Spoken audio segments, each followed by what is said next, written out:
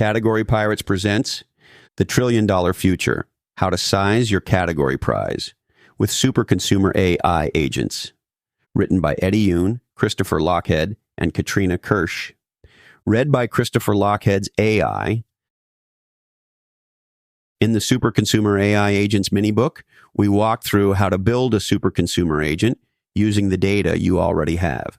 You identified your super consumers, captured their raw, unfiltered voice, trained your agent on legendary inputs, fine-tuned your agent based on results.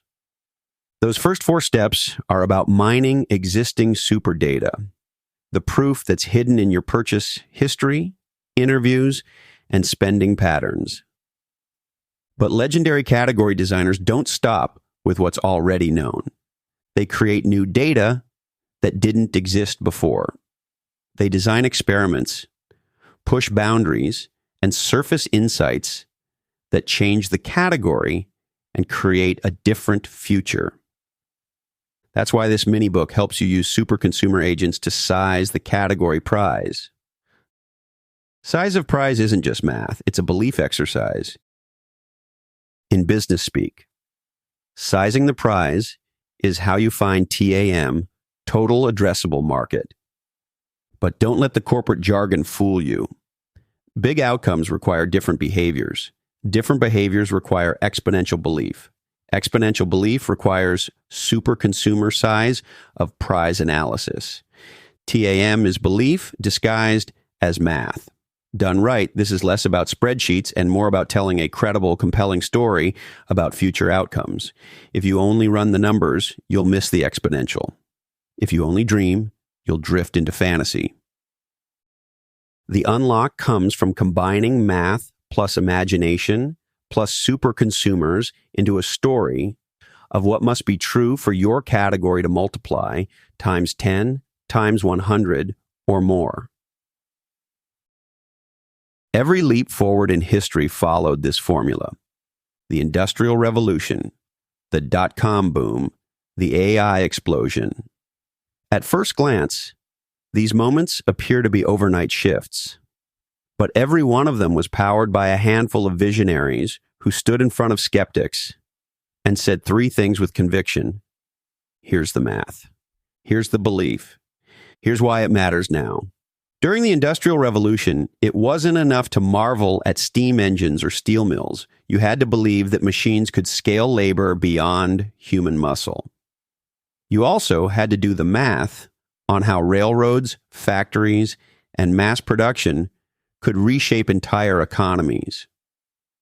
The visionaries who fused belief with numbers built fortunes. Those who only saw more coal furnaces missed the shift. The same thing happened during the dot-com boom. In 1994, Jeff Bezos scribbled on a napkin that internet usage was growing 2,300% a year. That was the math. The belief? Humans would one day buy everything online. Most analysts laughed.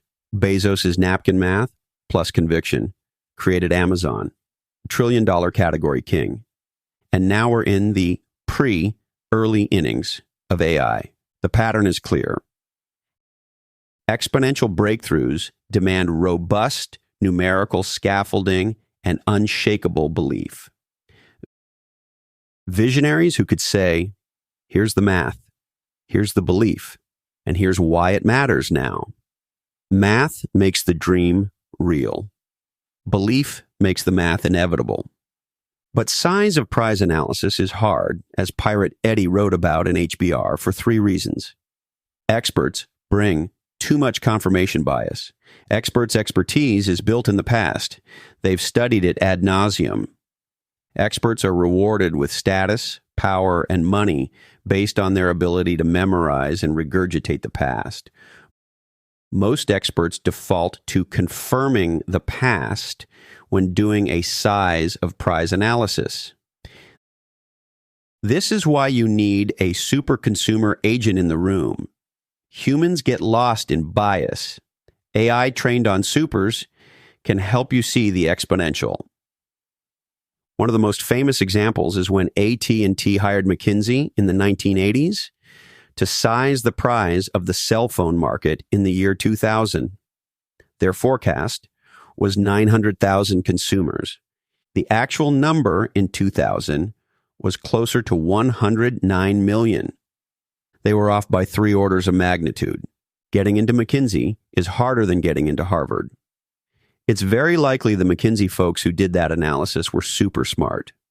However, the smarter you are, the tougher it can be to see different futures. Imagine new category potential. Confirmation bias is why you can be so smart. You're stupid.